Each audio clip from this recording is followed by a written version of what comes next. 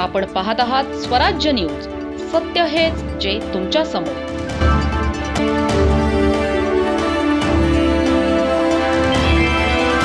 नंदुरबारमध्ये बायोडिझेलच्या अवैध वाहतुकीवर पोलिसांनी मोठी कारवाई केली आहे. गुजरातमधून विसरवाडी मार्गे धुळ्याकडे जाणारे 3 टँकर पोलिसांनी जप्त केले आहेत. या 3ही टँकरमध्ये तब्बल 1,28,000 लिटर बायोडिझेल आढळून आले. स्थानिक गुन्हे शाखेने ही धडक कारवाई केली आहे. या कारवाईत तब्बल 2,17,70,000 रुपयांचा मुद्देमाल जप्त करण्यात आला आहे.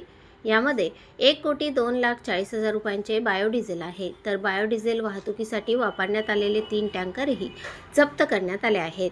या टँकरची किंमत सुमारे 1,15,20,000 रुपये आहे. याशिवाय 3 मोबाईल फोनही पोलिसांनी ताब्यात घेतले आहेत.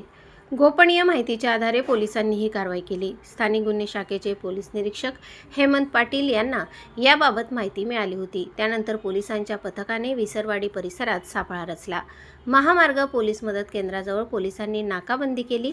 रात्री 11:30च्या सुमारास 3 पांढरे टँकर एकापाठोपाठ येताना दिसले.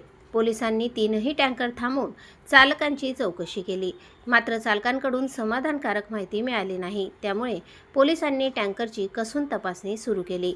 तपासणी दरम्यान टँकरमध्ये बायोडिझेल असल्याचा संशय निर्माण झाला. यानंतर पुरवठा विभाग आणि फॉरेन्सिक पथकाची मदत घेण्यात आली. नवापूर आणि नंदुरबार येथील पथकांनी बायोडिझेलची तपासणी केली. तपासणीत 3ही टँकरमधून बायोडिझेलची वाहतूक होत असल्याचे स्पष्ट झाले. या प्रकरणी 3 टँकर चालकांना ताब्यात घेण्यात आले आहे. राजस्थान आणि उत्तर प्रदेशातील या चालकांविरोधात गुन्हा दाखल करण्यात आला.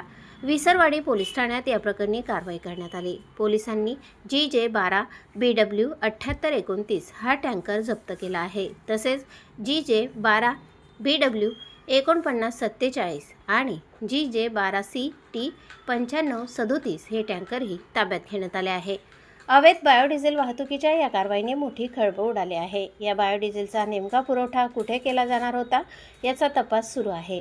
या अवैध वाहतुकीमागे आणखी कोणाचा सहभाग आहे का याचाही तपास केला जात आहे.